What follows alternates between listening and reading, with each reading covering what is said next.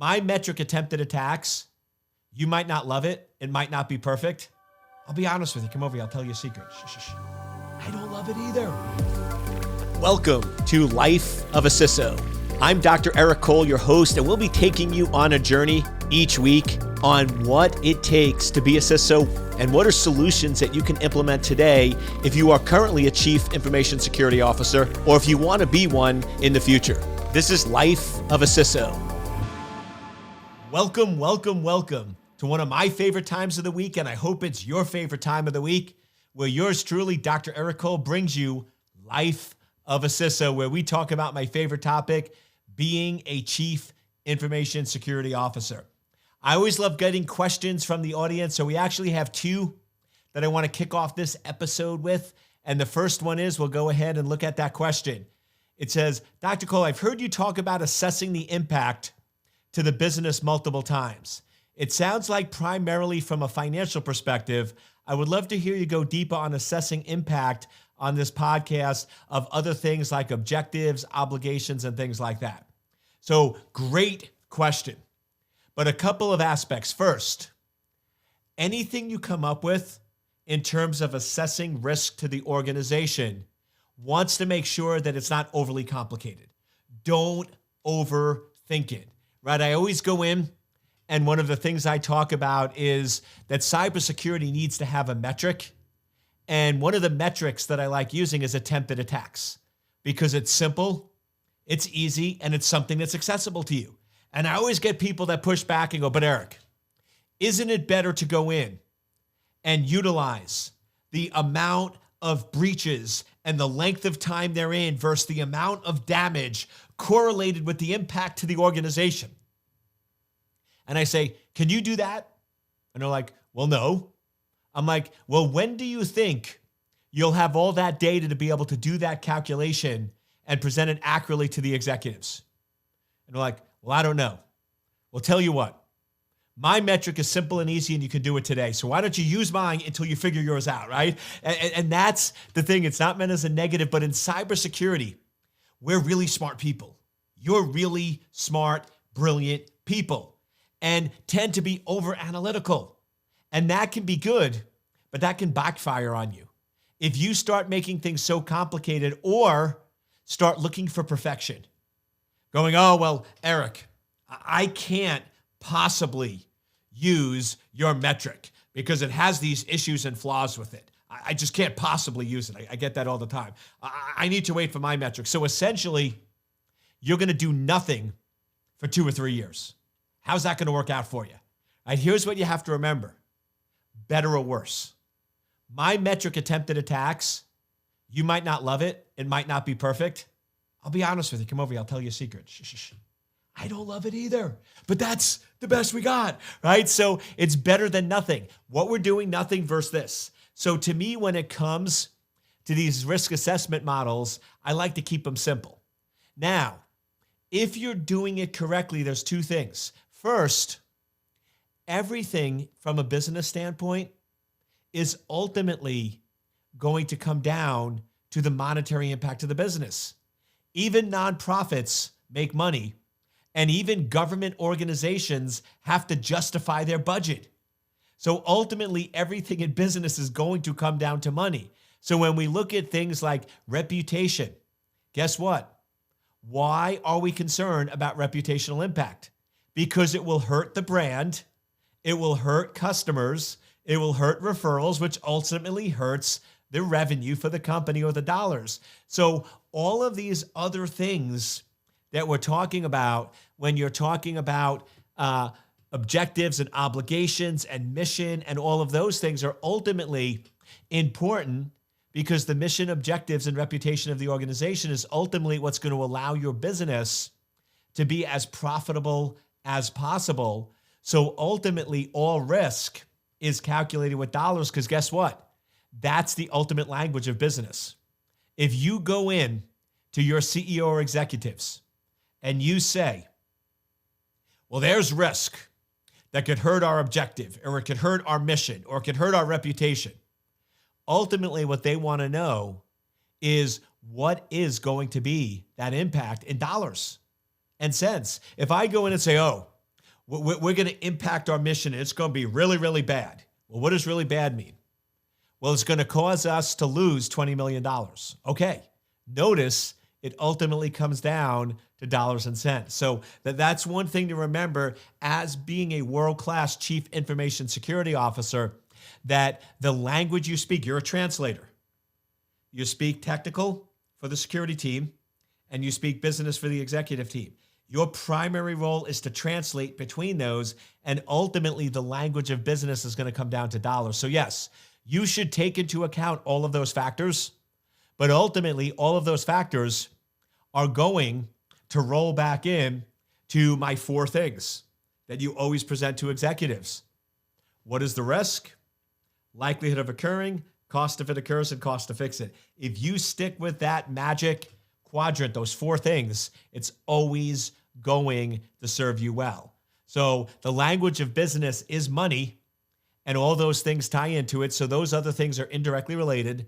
And secondly, as I said, you definitely want to keep them in mind. Just make sure you're not making it overly complicated to the point where you can't go in and actually present data. I'm a big fan of starting simple. I know it's not perfect, but it's better than what you're doing today, and then do incremental improvements.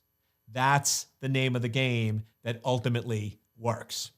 Now, this second question is really, really interesting because it's actually highlighting the concern that I've had, which is there's a lot of world-class people that are technically focused, but there's a small percent that actually also have that business mindset and speak that language. So here's the question. Eric, I think times have changed about your statement. Not a lot of people with the experience part, and they're saying, referring to CISOs. There are thousands upon thousands of security professionals out there at the senior manager and director levels who are looking to step up into the CISO role. So I'll just pause there for a second.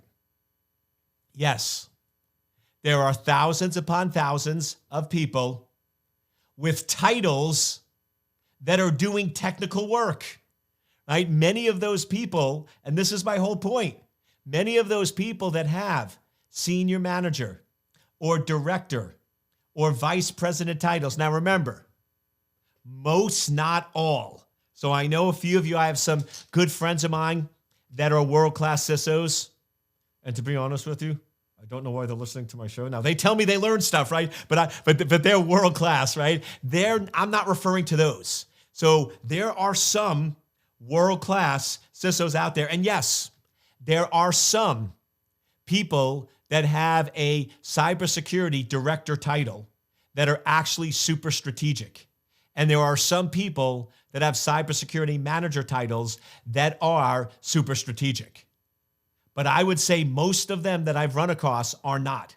Just because you have a title, and this is my exact point, just because you have a title that insinuates leadership and management doesn't mean you're focused on strategy. You are very technical focused. Many, not all, right, of those people are. So that's my exact point. Yes, there's a lot of people with the title, but not a lot of people that actually have that strategic mindset. If we take most of those folks that have those senior titles and I put them in with the CEO and I say, talk business, they probably wouldn't last 5 minutes. Or let me do the test right now. If I take most of them and I say, what is your name? Where do you live? What is your age? Where do you work? What's the current revenue of your company for this year? What's revenue for last year? What's the profit margins? What is business are you really in? How do you differentiate from the competition? Would you be able to answer those? Most of the people with those titles can't answer those questions. And that's the point I'm trying to make. We need more on that strategic side of the house. Just want to take a quick break. I hope you're enjoying the show. I have this free webinar that I would love for you to check out if you want to become a world-class CISO. And then this next part of the question is really important. They then say, your analogy is spot on. Can you fly the plane? And just like in aviation, where everything is about how many hours do you have flying that plane already? So is it for the CISO role? If a person doesn't have at least 15 years of experience at InfoSec, including progressive roles from an analyst and engineer, you really don't have a shot at becoming a CISO. Why would you? Who would trust you? I love you. Whoever wrote this, I love you. Remember, with love in my heart. Right? That is not correct. Remember, a world-class CISO has world-class security engineers that report to them. You don't need to be a world-class security engineer to be a CISO. And here's the big problem. If you do something for 12 to 15 years, you are really, really good at it. You are so good at it that it's ingrained in what you do, and it is habits that are very difficult, if impossible, to break. So if you've been doing security analysts and engineers for 12 to 15 years, that's what you know, that's what you love, that's your comfort zone.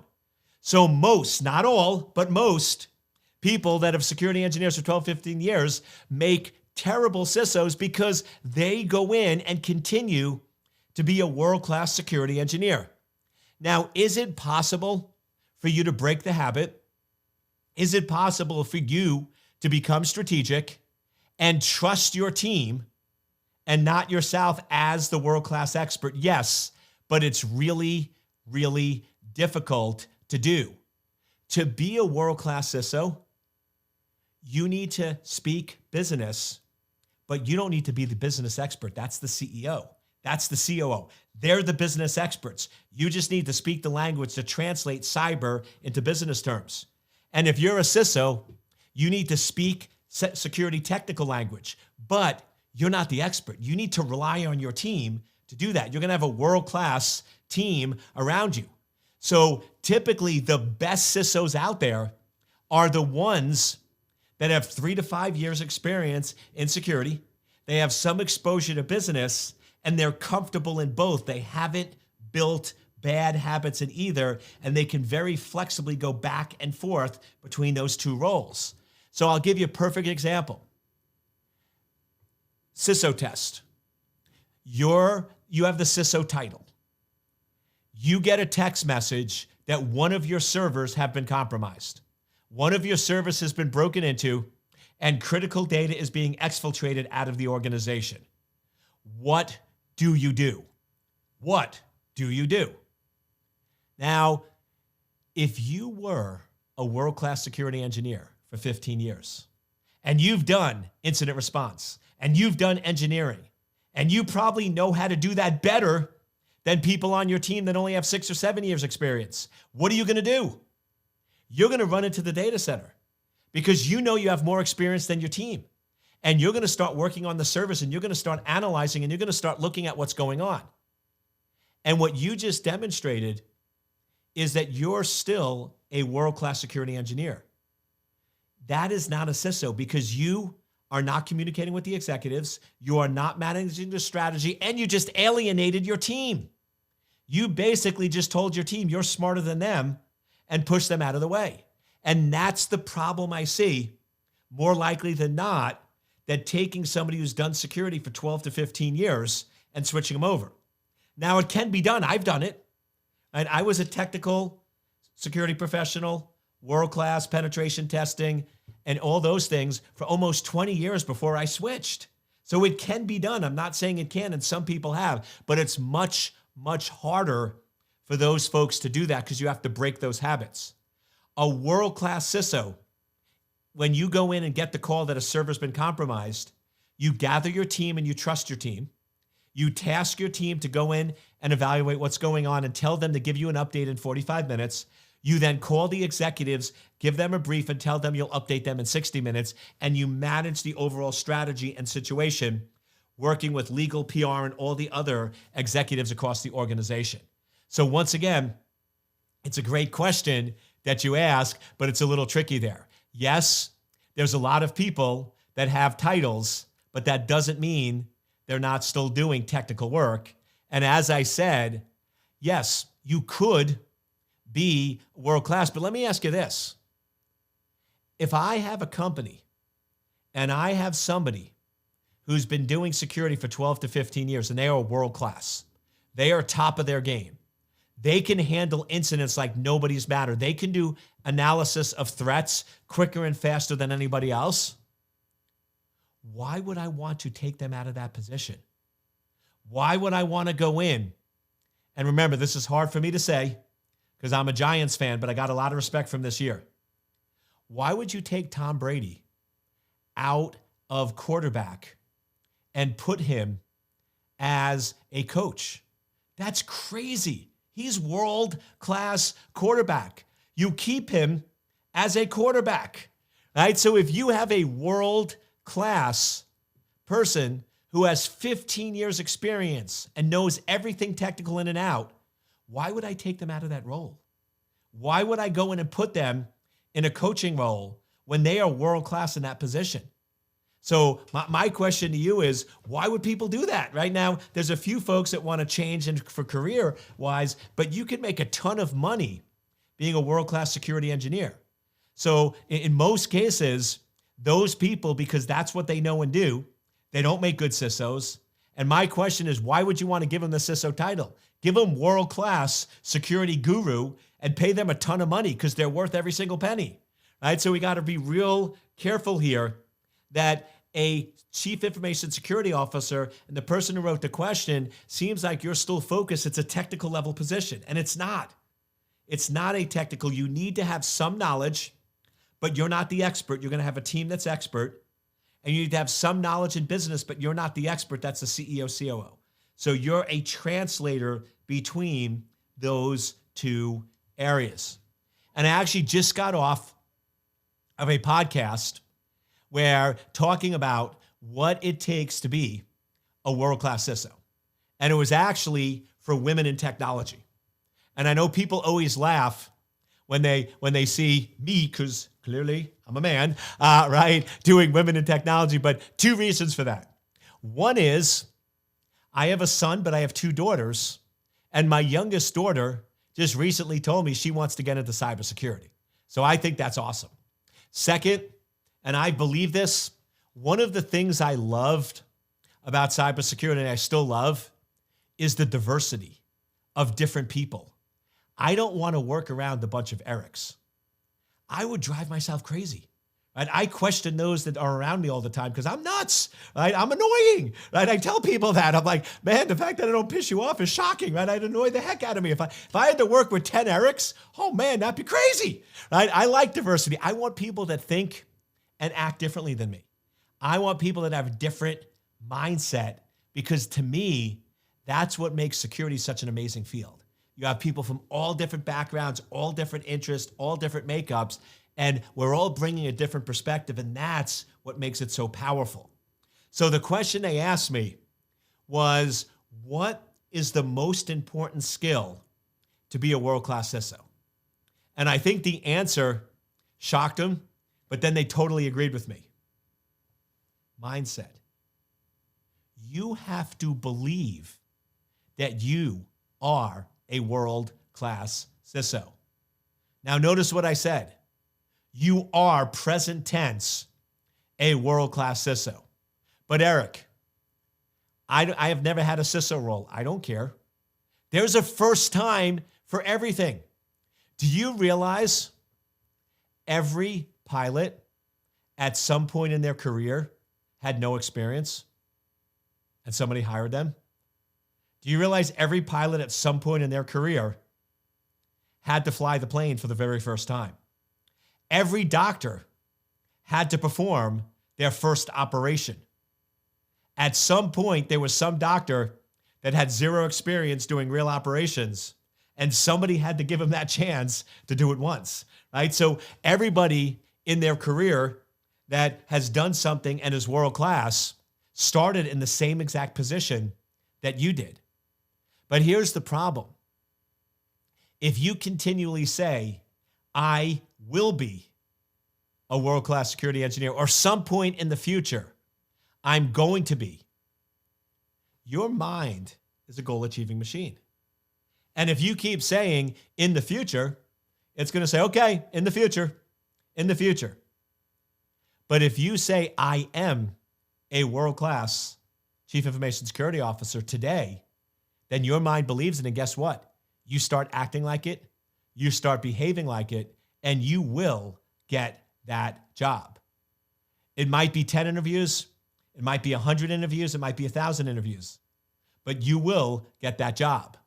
But here's the problem. I coach people all the time, and it doesn't matter the background, and I hear the same thing. Eric, nobody's going to hire me as a world-class CISO. I don't have any experience in this area. I don't know what I'm doing. Nobody's going to trust me. Do you realize none of those statements are factual? I am wearing a gray jacket right now today. That's a factual statement. It's factual. I'm wearing it. You could prove it. Saying that no one will hire you is not a factual statement. That's something you created out of fear, lack of confidence, or other reasons, but that is not factual. However, if you keep saying it and you keep believing it, you will make it factual. And that's the problem. So you need to stop that, right? Stop that right now. Every day you go in and you say, I am a world-class Chief Information Security Officer, present tense. And I am a world-class Chief Information Security Officer. Now, a couple of things. First, you need to make sure that you can show prospective hires, which means you got to get the interview. What is the barrier to getting an interview? A resume. So I see this all the time when people go, Eric, I submit for CISO positions and my resume is way too technical. Well, yeah, it's a technical resume. So why do you think you would get a strategic position when you're presenting them a technical, tactical resume? Of course they won't give you the job. Of course they won't give you the interview. You need a strategic resume. I have 3 resumes.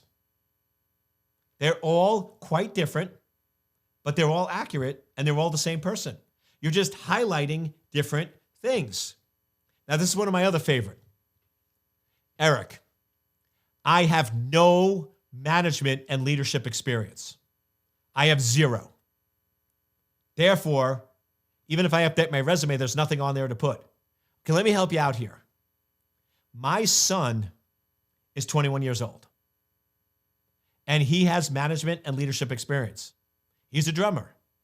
His freshman year, he was on the drum line, and because he was a freshman, he was responsible for all of the equipment and managing and organizing the drum room. That's management experience. For his class projects, on one of his class projects, he was the team lead, and he had to lead a team of 5 people to deliver the project. That's leadership. If my 21-year-old son who's still in college has management and leadership experience, I guarantee that you have it. You're just not looking in the right spot. Now, just so we're clear here, I'm not telling you to lie or fib. I'm just telling you to tell the whole truth. Because I can almost guarantee you saying you have 0 leadership experience is a lie. You've never led a team. You've never had anyone work for you. You've never been in charge of a project. And I love when I start coaching people like, oh, I've done that. Create a new resume. But Eric, I don't have the title. Here's what you do. You put your company name, and underneath you put cybersecurity professional. Don't put senior network engineer or SOC analyst. Just put cybersecurity professional. That's not lying. It's true. And then focus on everything you've done that's management and leadership focused, and create a new resume that aligns with what they want. The resume is to get you the interview. No one's going to hire you on the resume. It's merely to get past the screening process. So once again, find the truth. Everyone goes, but Eric, saying I have management is not truthful. No, it actually is the truth. Saying you have no management, that's the lie. So switch it. You absolutely do. Put it down, get it correct. Then, once you get the interview, go in and within the first 3 minutes, take control. I have my new book, Cyber Crisis, coming out. I'm doing a lot of media and TV interviews. When you are on TV, you typically have 2 to 3 minutes. Honestly, you have 30 seconds. Most of the time, if you don't impress the host within the first 30 or 40 minutes, they'll cut your interview short. If you impress them, they'll actually extend it. So you have 30 minutes to impress them and 3 minutes to get your point across. So I'm going into that interview. I know the general topic. I don't know the questions. And I know the 3 points I'm going to make. So I have an interview tomorrow. One of my key points: it doesn't matter who you are, what you do, or how much money you have. You are a target, and cybersecurity is your responsibility. Boom. So I'm going to fit that in. It doesn't matter the questions. I'm going to fit that in because I know the sound bites I want to get across. Going into an interview, you need to control the first 30 minutes. Sorry, the first 30 seconds and 3 minutes. Yeah, 30 minutes is way too long, right? You got to control those first soundbite, 3 minutes. So whatever they say in the beginning, hey, Eric, can you give us a little bit about your background? Absolutely. But I just want to let you know that I'm very excited about working for this company because I noticed that last year you made over $300 million with a 40% profit margin. And I know that that's actually up 30% from the previous year. But I also know that this is a very competitive market space and you have 3 new competitors, and this year your numbers are slightly lower than your projections. I believe that cybersecurity is a business enabler. And I believe working at your company, I can show you how to use cybersecurity to differentiate your company, beat out the competition, and actually have year-over-year growth by 30% and maintain your margins. Let me ask you a question. Who's not going to hire you? And by the way, I work with executives and I ask them what they want to hear. And I've gone up to over 30 different CEOs and I say, if somebody, now here's the trick, that has to be accurate. You have to have done your homework and those numbers need to be correct, right? You need to check all of the filings if they're a publicly traded company and all that stuff. It needs to be accurate. But if it is, and I give that little spiel I just gave you to over 30 CEOs, 90% of them said that person is definitely coming back for another interview. They're going to be shortlisted. And if they actually have that expertise in business that they're claiming and they can back it up with a few questions, we're hiring them. So that's how you own the interview. Having degrees doesn't get you a job. I will tell you, I know people that have a ton of degrees, ton of certifications, but they go into an interview and they start going, well, yes, let me tell you about my career. I'm an expert at redesigning networks to integrate security into the network. I can go in and reduce false positives. They don't care about that. If I'm a CEO running a business, I could care less about the network. That's you guys handle that. I just know it's going to work. They want to know about growing, expanding the business, and can you speak their language? So the most important skill is don't get more degrees. Now, if you want to, you can.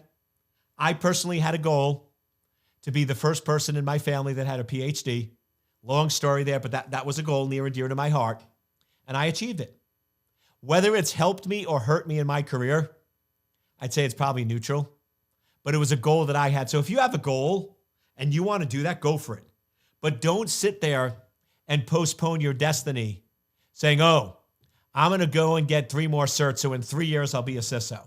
Or I'm going to go get a master's degree, and then I'll be a... No, you're just postponing. You're just making excuses. Embrace it. So here's the CISO challenge. You ready? CISO challenge. 45-day CISO challenge. First, every day you read for a minimum of 60 minutes. Every single day. And here's the 3 books. The first book I want you to read is Blue Ocean Strategy. Depending on how fast you read, that book will take you 7 to 8 hours to read. Then I want you to read Zeros and Ones by Peter Thiel, Thiel, and that's going to take you about 3 to 4 hours. It's a really quick read. So now you're at about 12 hours, 15 hours. Then I want you to read Principles by Ray Dalio.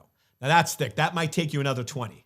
That could take you another 20 hours. So it's still under the 45 hours, but I want you to read those 3 books in 45 days.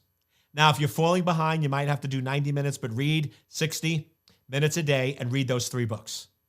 You're going to have business mindset there.